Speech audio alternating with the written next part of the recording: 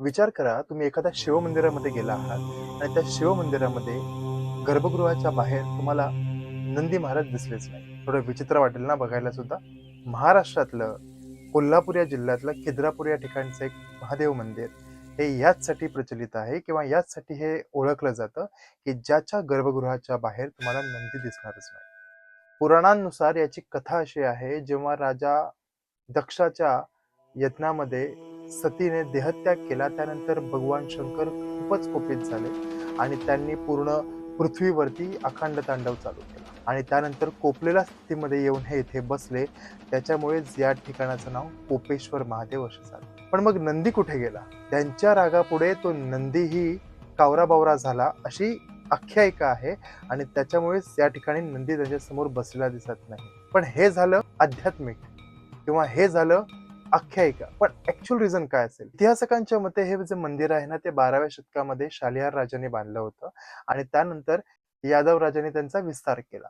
आणि याच विस्ताराच्या वेळेस जर तुम्ही या मंदिराला नीट पाहिलं तर या मंदिराच्या गर्भगृहात जाण्याच्या पूर्वी एक भव्य गोलाकार आपल्याला मंडप इथे बघायला मिळतो आणि यालाच स्वर्ग मंडप असं म्हणून ओळखलं जातं. यामध्ये या स्वर्ग मंडपाच्या छताच्या मध्यभागी आकाशाकडे एक उघडं वर्तुळ आहे, म्हणून सूर्यप्रकाश थेट मंदिरामध्ये प्रवेश करतो. जणू आकाशच या मंदिराचं छत आहे, ही एक अनुभूती या मंदिरात गेल्यानंतर मिळते. मंदिराच्या या भिंतीवरती तुम्हाला या ठिकाणी असंख्य प्रमाणामध्ये शिल्प, देवदेवता, नर्तिका, हत्ती आणि पौराणिक प्रसंग बघायला मिळतात आणि तेही आजही जीवित असल्यासारखे तुम्हाला दिसतात.